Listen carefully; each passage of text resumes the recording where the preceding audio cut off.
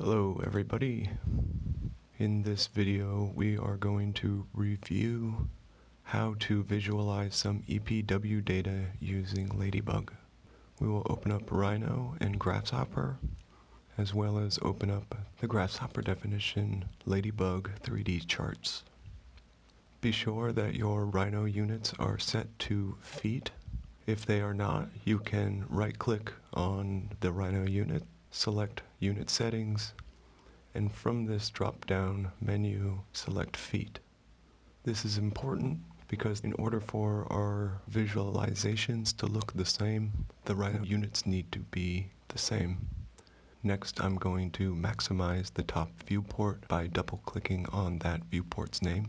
Jumping over to Grasshopper, at the top of the definition, we have the Ladybug component. When placed on the canvas, this loads all of the necessary classes in order for any Ladybug component to work. The next component is download EPW. When we tap on the button that's connected to it, our browser will pop up and we are taken to the Ladybug weather file map. Here we can browse through all weather files that are available all over the world. I'm going to zoom in to the southeast of the United States, Gainesville, Florida, and copy the URL to this EPW file by simply clicking on the option Copy Link to Clipboard. I will jump back into Grasshopper and pan down. I will enter into this panel component and I will paste into it that URL.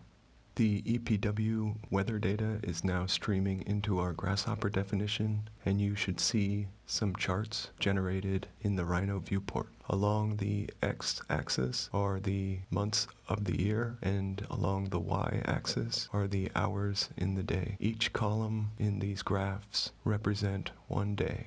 The first chart is the dry bulb temperature for Gainesville, Florida, and the second chart is the relative humidity. Zooming in on the import EPW component, we can hover over the outputs. With regard to dry bulb temperature, the units here are in degrees Celsius, and so I am using a conversion component that Ladybug makes available in their extras panel that converts degrees Celsius into degrees Fahrenheit. In addition to dry bulb temperature, we have dew point, relative humidity, wind speed, wind direction, and so on. Panning down, this cluster is creating the 3D chart and controlling its appearance. These panels are providing the XYZ coordinates of the base points for the 3D charts, and these number sliders are controlling their size. These can be adjusted to suit your needs.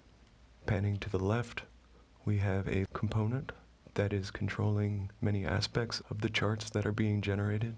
With regard to the color scale, we are using Ladybug's gradient library.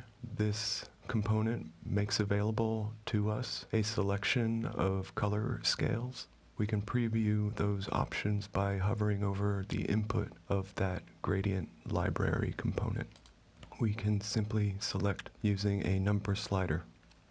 In addition to setting the color scale by those gradients available in the library, we can also create a custom color scale by simply supplying a collection of RGB values. I am supplying that information using a panel component. In addition to controlling our color, we can set the minimum and maximum values of the value scale. Using two panel components, I will set the low boundary of our value scale to 0 and the high boundary of the value scale to 100. And you can see that our graph has updated. 0 may not be exactly appropriate to represent dry bulb temperature information, so I'll simply edit that panel and type in 32. Moving down in this definition, we can also chart information that come the result of different climate analyses that are available in Ladybug. Using data from the EPW component above, This component will calculate outdoor comfort. If we hover over the middle of this component, we get a description about the calculation and assumptions being made. To run this calculation, we need to provide the dry bulb temperature and relative humidity, and I am also supplying wind speed in order to improve its reliability. We can also set the period in which this analysis will take place. This component allows us to set the beginning and end points of our analysis period. By simply adjusting the number sliders, we can change the time frame in which the analysis will take place. As in the above 3D chart, we are using the gradient library to select a color scale.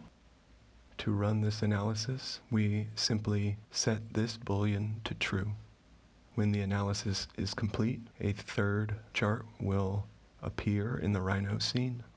In this chart, a value of -3 is very cold and +3 is very hot, while the value of 0 is comfortable. This chart is depicting the outdoor comfort given the data that we've supplied to it. In addition to visualizing the data, we can also run a little math on the results. 3D charts are very useful in helping to understand a climate and in starting to build up an intuition.